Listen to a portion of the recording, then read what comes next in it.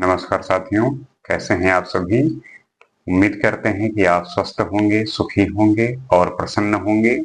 जैसा कि हम किसी न किसी विषय को लेके बात करते हैं, चर्चा करते हैं और जानने का प्रयास करते हैं कि उस विषय की जो इम्पोर्टेंस है, उसकी जो गहराई है, हम कितना समझते हैं और वो किस तरीके से हमारे सोसाइटी को, हमारे समाज को उसमें उसका एक योगदान है। हम कितने उससे अनभिज्ञ हैं, कितने अवेयर हैं, इन सब के बारे में हम जानने का प्रयास करते हैं और समझते हैं कि कैसे चीजें काम करती हैं। तो जैसे कि आपने सुना होगा, बहुत दिनों से लेह में प्रोटेस्ट चल रहा है। वहां पे जो वहां के लोग हैं, जो लोकल एडमिनिस्ट्रेटर हैं, जो लोकल पॉलिटिशियन हैं, वो जो है प्रोटेस्ट कर रहे हैं, धरना दे रहे हैं इस बात को लेके कि वो चाहते हैं कि उन्हें जो है सिक्स्थ शेड्यूल में दर्जा दिया जाए। जैसा कि सिक्स्थ शेड्यूल के बारे में आपको पता होगा, तो अब आपको ये सबसे पहले पता होगा कि जब से 370 हटा, तो जम्मू कश्मीर और लद्दाख जो है अलग अलग स्टेट बना गए। जम्मू एंड कश्मीर को जो है एक स्टेट असेंबली प्रदान की गई, उनकी अपनी अपनी जो है विधानसभा है। लेकिन लद्दाख को जो है यूनियन टेरिटरी बना गया, यूटी बनाया गया। अब वहां का जो भी शासन व्यवस्था है, जो भी सारी चीजें हैं, वो केंद्र सरकार करती है, सेंट्रल गवर्नमेंट करती है। तो बात ये आ गई है कि वहां की जो लोकल एडमिनिस्ट्रेटर है वो गुस्सा है, वो नाराज है, वो कह रहा है कि हमें जो है एटोनॉमस पावर चाहिए, हमें जो है हमारी अपनी विधानसभा होनी चाहिए, अपनी स्टेट लेजिस्लेटिव असेंबली होनी चाहिए, जिससे हम अपने तरीके से यहाँ पे काम कर सकें। लेकिन सेंट्रल गवर्नमेंट ये बात कह रही है कि हमारे जो लद्दाख का बॉर्डर है वो चाइना से जो है मिलता है, चाइना बिल्कुल क्लोज है, एलएसी का जो मामला है। तो सेंट्रल गवर्नमेंट इस वजह से जो है वो चाहती है कि लद्दाख को यूटी रखा जाए, ताकि वहां पे सब कुछ सेंट्रल गवर्नमेंट चीजें कर सके। तो इस बात को लेके वहां पे प्रदर्शन हो रहा है, वहां पे प्रोटेस्ट हो रहा है और सुनने में आया है कि अभी रिसेंट में प्रोटेस्ट हुआ, जिसमें बहुत सारे लोग इंजर्ड हुए और कुछ लोगों की डेथ भी हुई, जो कि बहुत निराशाजनक है। तो हम पहले ये समझेंगे कि ये जो सिक्स्थ शेड्यूल की बात कर रहे हैं वो उसका मतलब क्या है। तो आपको पहले मैं ये बता दूं कि सिक्स्थ शेड्यूल में जो है पहले से ही 4 स्टेट हैं, जिनमें से आप अगर ये जानने की कोशिश करेंगे कि इनमें जो है और कौन कौन से स्टेट हैं, तो इसमें जो है असम आता है, इसमें मेघालय आता है, त्रिपुरा आता है और मिजोरम। ये 4 स्टेट हैं जो सिक्स्थ शेड्यूल में जो है पहले से हैं।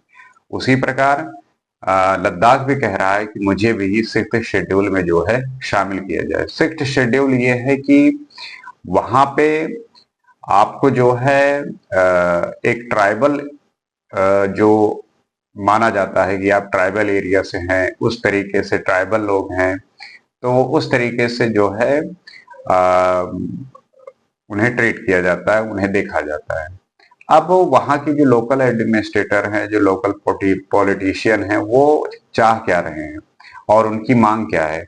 उनकी मांग यही है कि हमारे यहाँ पे खुद की अपनी विधानसभा हो, हमारी अपना हम अपने तरीके से, हम अपने कल्चर को, हम अपने लैंग्वेज को, हम अपने तरीके से सब कुछ काम करेंगे, वो बेहतर होगा। क्योंकि सेंट्रल गवर्नमेंट के काम करने से बाहर के लोग यहाँ पे आके हमें इन्वेट कर रहे हैं, हमारे जो संसाधन है उसका दुरुपयोग या रिसोर्स जो है वो भी वो यूज कर रहे हैं। तो वो चाहते हैं कि जो उनका लैंड है और जो लैंड हो गया या जॉब्स हो गए और कल्चरल आइडेंटिटी हो गई, तो ये सब उनके पास हो, वो उनको प्रोटेक्ट कर सकें, वो उनको अपने तरीके से चला सकें। अब बात ये आती है कि जब आपको ये चीजें दी जाएगी, ऐसी एटोनॉमी प्रदान की जाएगी। क्योंकि जो ऑटोनॉमस डिस्ट्रिक्ट काउंसिल होती हैं, अगर उनको हम देखें तो वो उस तरीके से उनका लैंड पे, फॉरेस्ट पे, वाटर रिसोर्सेस पे, कस्टमरी लॉज जो हैं उन पे, और एजुकेशन पे, इन सब पे उनका अधिकार हो जाता है। तो जो इस अधिकार को छीनने की बात है वो ये कह रहे हैं कि उनके लिए जो अपनी खुद की आइडेंटिटी बचानी है या अपनी चीजों को लेके हमें आगे बढ़ना है, तो इसकी मांग है, और इसकी मांग को सेंट्रल के साथ वो बात बन नहीं रही, जिसकी वजह से ये चीजें क्रिएट हो रही हैं। अब सबसे बड़ी बात ये है कि उनकी जो मेन डिमांड है वो है क्या? तो वो ये कह रहे हैं कि मुझे सबसे पहले 6th शेड्यूल में जो है इंक्लूजन किया जाए, उसमें लाया जाए। साथ में जो लैंड ओनरशिप है उसे जो है रिस्ट्रिक्ट किया जाए। जैसे कि लद्दाख का जो लैंड है वो सिर्फ लद्दाख के लोग ही खरीद सके, बाहर के लोग खरीद ना सकें। और जो है लेजिस्लेटिव असेंबली वो उनकी खुद की हो, और यूटी जो है यूटी ना रहे, बल्कि अपनी खुद की जो है विधानसभा हो, ताकि वो अपने हिसाब से स्कीम बना सके, अपने हिसाब से कानून बना सके। तो वहां की जैसे कुछ लोकल पार्टियां हैं जो इस बात को लेके आगे बढ़ रही हैं, उसमें लेह अपेक्स बॉडी हो गई, कारगिल डेमोक्रेटिक अलायंस हो गया। ये जो है आ, इस पे आरोप लग रहा है, इन पार्टियों को लेके कहा जा रहा है कि यही पार्टियों के जो नेता हैं वो यूथ को भड़काने का और यूथ को इस तरीके के काम करने को मोटिवेट कर रहे हैं, जिससे कि यहाँ पे जो मांगे हैं वो पूरी की जा सकें। लेकिन इस बातों को ध्यान रखते हुए जो सेंट्रल गवर्नमेंट है उसने जो है काफी चीजें प्रदान करने की कोशिश की है। जैसे कि उन्होंने ये ये प्रोवाइड किया है कि आपको जो है आपके यहाँ पे जो जॉब होंगे उसमें 85% जो है लोकल लोगों को मिलेंगे। बाकी सिर्फ जो 15% में बाकी लोग आएंगे। 85% जो जॉब है वो लोकल लोगों को मिलेगा। बाकी लोगों को जो बाहर के हैं या और तरीके से वहां पे रह रहे हैं तो उनको जो है मिलेगा। साथ में जो डोमिसाइल क्राइटेरिया है वो अगर आप 15 साल से वहां पे रह रहे हैं तब आपको वो मिलेगा। और आपके लैंग्वेज जो भी हैं, चाहे इंग्लिश हो गई, हिंदी हो गया, उर्दू हो गया, भोती हो गया, पुर्गी हो गया, इन ऑफिशियल लैंग्वेज को लद्दाख में जो है प्रमोट किया जाएगा। और जो वुमेन के लिए रिजर्वेशन है उसे जो है अपलिफ्ट किया जाएगा, उसके उस पे काम किया जाएगा। तो इन सब चीजों को लेके गवर्नमेंट ने, सेंट्रल गवर्नमेंट ने वहां पे ये चीजें करने का प्रयास किया है, लेकिन जो उनका की डिमांड है कि 6th शेड्यूल में शामिल किया जाए और लैंड ओनरशिप जो है यहीं के लोगों का हो, और खुद की अपनी लेजिस्लेटिव असेंबली हो, तो ये उनकी की डिमांड है। और ऐसा सुनने में आता है कि अगर चीजें जब तक नहीं पूरी होंगी तो प्रोटेस्ट चलता रहेगा। लेकिन सबसे बात समझने की यही है कि जो सेंट्रल गवर्नमेंट कह रही है कि सॉवरेनिटी जो है, देश की सुरक्षा, देश का जो देश का लैंड है उसमें किसी भी तरीके से बाहर के इन्वेडर आके उसमें भेद न कर सके, उसको किसी भी तरीके से हमारे देश में आके वो लोगों को परेशान या हमारी जो सुरक्षा है उसको भेद न सके। तो इस सब बातों को लेके, सिक्योरिटी को लेके और देश की सुरक्षा को लेके सेंट्रल गवर्नमेंट इस बात को मानने से इनकार कर रही है। तो ये एक स्टेट और सेंट्रल गवर्नमेंट के बीच का टसल है। एक